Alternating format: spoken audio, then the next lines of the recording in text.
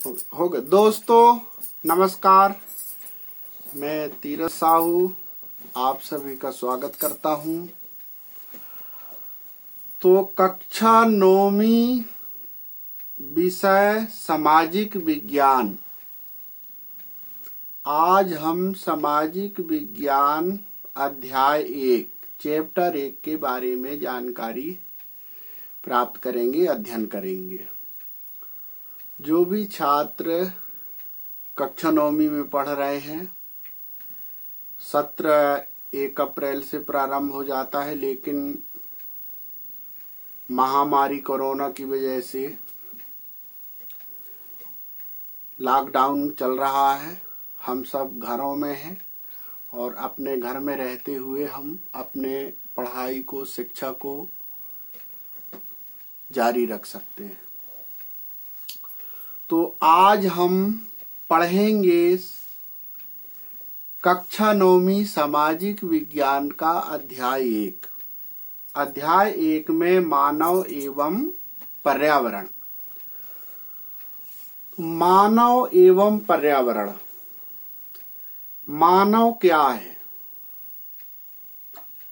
समाज में रहने वाले जीव। मानव एक सामाजिक प्राणी है। क्यों? मानव समाज में रहता है, उसका जन्म समाज में होता है और हम समाज में ही जन्म लेता है व्यक्ति और समाज से परिचित होता है। इसलिए मानव एक सामाजिक प्राणी है। आपको इतना ध्यान में रखना है। पर्यावरण क्या है?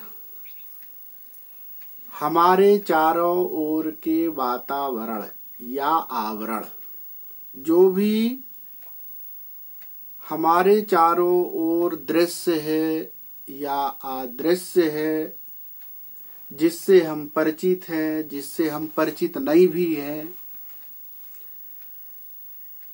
यहाँ तक कि पूरा ब्रह्मांड, सौर मंडल, जो आप ग्रहों को भी नहीं देखे हैं या चित्र में देखे हैं। पृथ्वी एक जीवित ग्रह है, तो पृथ्वी में जीवन पाया जाता है और जो मानव पृथ्वी में रहते हैं, पृथ्वी के जितना भी वातावरण है, वायुमंडल है, हमारे आजू बाजू चारों ओर जो भी वस्तुएं हैं, जीव हो निर्जीव हो, सभी पर्यावरण के ही अंश हैं। अब आगे हम समझेंगे, पर्यावरण के बिना हमारा जीवन का अस्तित्व नहीं है। इसका मतलब हम पर्यावरण के बिना जीवित नहीं रह सकते। पर्यावरण से हमको ऑक्सीजन, जो हमारी जीवन दायिनी है, वो पर्यावरण से प्राप्त होती है। वृक्षों से हम कार्बन डाइऑक्साइड छोड़ते हैं और वृक्ष जो है कार्बन डाइऑक्साइड ग्रहण करते हैं और ऑक्सीजन छोड़ते हैं। तो एक दूसरे के परस्पर संबंध है। अब आपके जो विषय है, पहले आप जो पढ़े हैं कक्षा 8वीं में, सामाजिक विज्ञान से संबंधित आपको पिछला अनुभव से आपको आगे उसमें अनुभव जोड़ना है।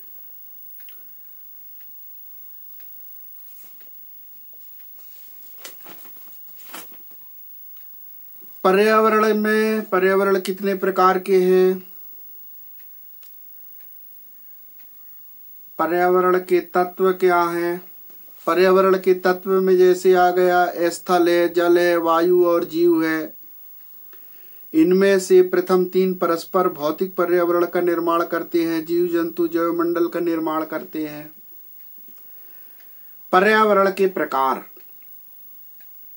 प्राकृतिक पर्यावरण, सांस्कृतिक पर्यावरण, भौतिक पर्यावरण, जैविक पर्यावरण और गतिशील पर्यावरण।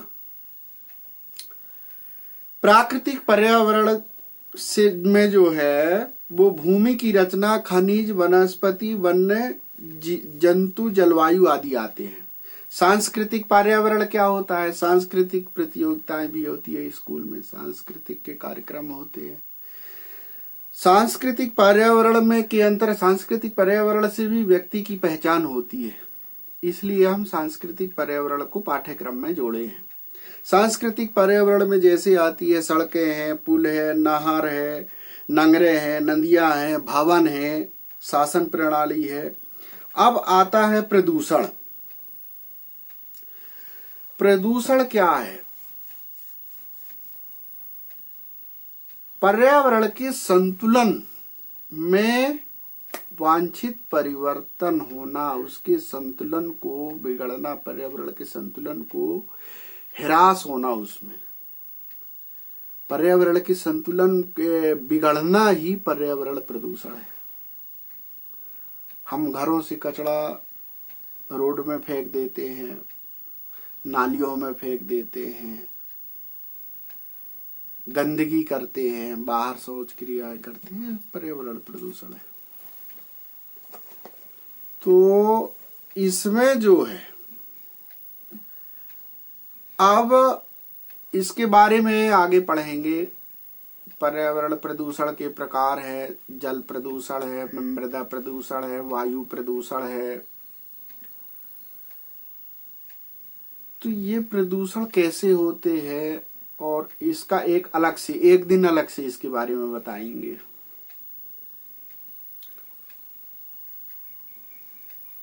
अब आता है आपके भारत की 5 प्रमुख प्रदूषित नदियां कौन कौन सी हैं। प्रदूषण तो हम समझ गए कि प्रदूषण क्या होता है।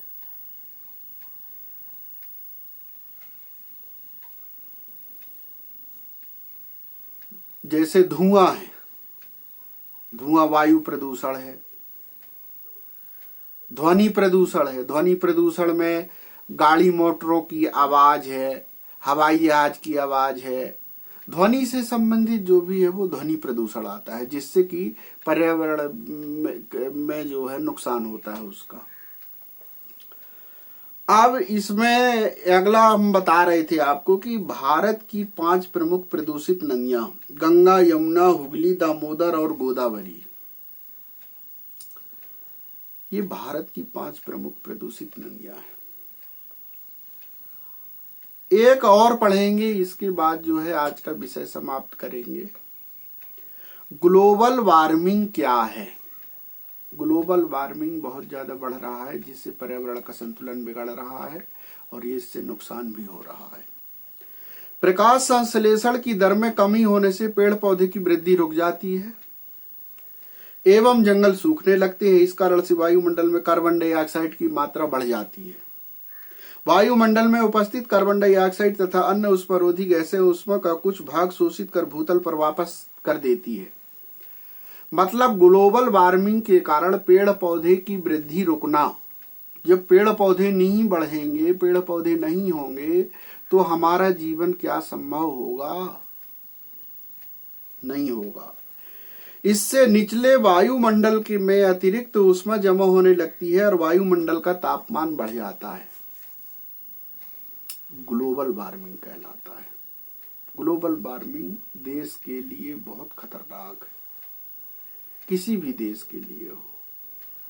और मानव और पर्यावरण आपको समझना है। सामाजिक विज्ञान में याद करने की आवश्यकता नहीं है कि जैसे आप सामाजिक विज्ञान में कोई बच्चे याद करने लगते हैं, याद करके लिख दिए। याद नहीं करना है, विषय को आपको समझना है कि वास्तव में क्या है। जो हम पढ़ रहे हैं उसका अर्थ हम जानते हैं कि नहीं जानते।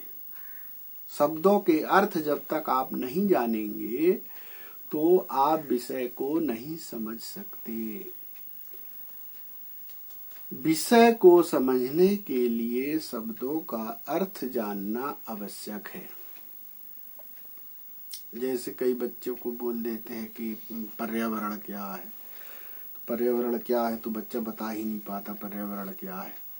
पर्यावरण, उसका संधि विच्छेद करिए, उसको समझिए कि पर्यावरण है क्या। आवरण, हमारे चारों ओर का आवरण, आवरण मतलब वातावरण जिसमें हम रह रहे हैं, जो हमारे साधन हैं, वो हमारे आवरण है, वही पर्यावरण है। घर में टीवी है, कूलर है, पंखा है, कुर्सी है, अन्य जो भी चीजें आपको दिखती है सब पर्यावरण के अंश है और ये सब पर्यावरण है। तो दोस्तों, आज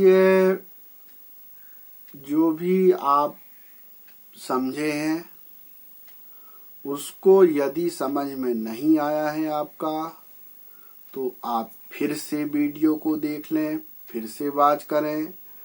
और कक्षा 9वीं के छात्र यदि वास्तव में YouTube के माध्यम से मेरे से विषय को